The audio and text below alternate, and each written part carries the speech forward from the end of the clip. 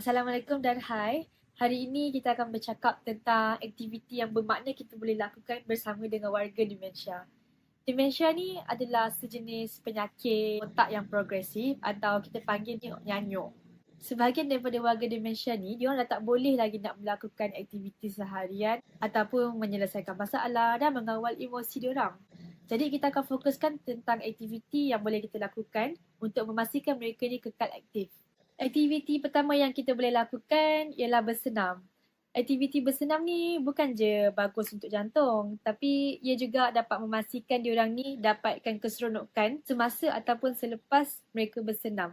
Ia juga bagus untuk memastikan diorang ni menggunakan tenaga-tenaga diorang. Senaman yang diorang ni kena buat bukannya macam kita. Aerobik diorang boleh buat tapi yang low impact saja. Antara senaman yang bagus lagi adalah dengan mengangkat berat untuk memastikan mereka masih kuat untuk grip ataupun senaman untuk keseimbangan mereka ataupun flexibility, stretching lah. Next, kita boleh buat aktiviti untuk meningkatkan kemampuan perhatian. Kenapa nak kena buat aktiviti ni? Ini adalah untuk rangsangan kognitif diorang. Contoh aktiviti yang kita boleh lakukan adalah kita baca rangkap teks dan diorang kena jawab soalan berdasarkan teks tersebut lah. Nak tengok sama ada diorang fokus ataupun tidak. Tapi korang kena ingat, warga demensia ni diorang cepat boring, cepat lose attention. Jadi kita kena sama-sama lah buat dengan diorang. Jangan diorang berjawab seorang-seorang, okay? Aktiviti ketiga yang kita boleh lakukan ialah aktiviti meningkatkan memori. Aktiviti ni bagus untuk memastikan minda warga demensia ni kekal aktif lah. Contoh game yang kita boleh main dengan diorang ni adalah dengan memadankan shape block yang macam budak-budak yang main tu, padankan dengan tempat yang betul. Aktiviti yang seterusnya ialah aktiviti orientasi. Aktiviti ini membantu warga demensia ni untuk diorang aware dengan surrounding diorang. Macam diorang kat mana, sekarang pukul berapa.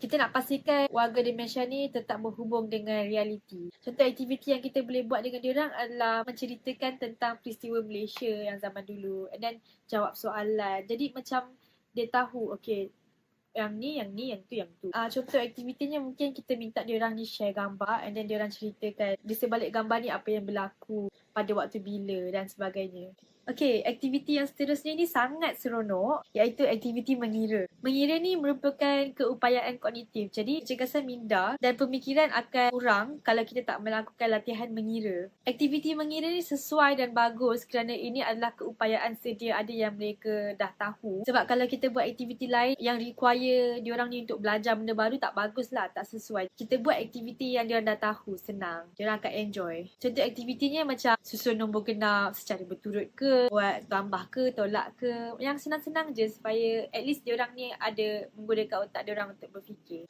Aktiviti yang keenam kita boleh lakukan dengan warga demensia ialah aktiviti bahasa. Kenapa aktiviti bahasa ni penting? Bahasa ni diorang gunakan untuk communicate dengan orang-orang lain. Jadi kalau diorang dah tak boleh bercakap, dah tak boleh berbahasa, dah lupa, macam mana diorang nak minta tolong dan sebagainya kan? Contoh aktiviti yang sesuai ialah bagi diorang tengok TV ke, bagi diorang tengok news, baca surat khabar. Kalau ada lawatan ke rumah demensia ni, bagi peluang untuk diorang ni bacakan storybook untuk pelawat-pelawat.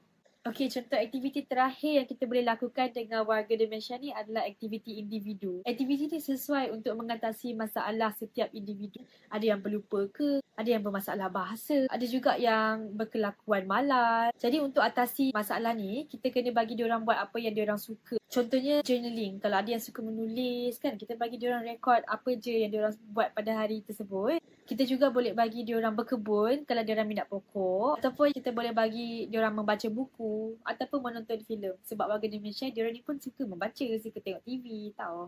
Jadi itu adalah antara aktiviti-aktiviti yang sesuai untuk dilakukan. Korang kena ingat, aktiviti ni bukannya sebarangan je kita kena buat. Kita juga kena pastikan kita nilai tahap penglibatan diorang. Ada yang melibatkan diri sama ada secara sukarela ke, ada juga yang disuruh tapi diorang ended up enjoy je apa yang diorang buat. Korang kena tengok juga, tak semestinya diorang tak melibatkan diri physically tu, macam buat tu diorang tak terlibat, tapi diorang ni ada yang terlibat dengan cara memahati saja. Diorang berbincang ke, diorang menilai ke, memantau ke, diorang tu dikira terlibat jugalah. And then macam mana korang nak pastikan aktiviti-aktiviti yang dilakukan tu berjaya? Adakah dengan cara, diorang berjaya menyelesaikan masalah matematik? Ataupun diorang berjaya menyusun semua puzzle? Tak. Kalau nak tahu sukses adalah apabila diorang ni capai keseronokan. Macam diorang enjoy lah apa diorang buat kan. Itu kita boleh dikirakan sebagai berjaya dah aktiviti-aktiviti kita. Bukannya untuk tengok betapa bagusnya diorang buat sesuatu benda tu kan. Seterusnya, sepanjang diorang ni melakukan aktiviti-aktiviti tersebut, kita juga kena aware tau dengan gangguan penglibatan yang ada. Contohnya gangguan macam diorang ni tak peduli ke, diorang hilang kefahaman, dah lost dah kena buat apa. Lepas tu diorang merayau-rayau ke. Dan juga diorang ni kurang interaksi sosial dengan kawan-kawan diorang. Untuk atasi masalah tersebut, yang pertama kita boleh bercakap dengan diorang. Sembanglah, pastikan diorang engage dengan kita. Seterusnya kita juga boleh memberi sentuhan yang lembut supaya diorang ni aware lah. Diorang tak mengelamun tiba-tiba. Kita juga boleh pasang muzik kegemaran diorang. Dan yang terakhir kita bagi sokongan emosi kat diorang. Okey, jadi itu sahajalah untuk video kali ini. Harap video ni memberi manfaat dan ilmu lah untuk masa akan datang. Thank you. Bye.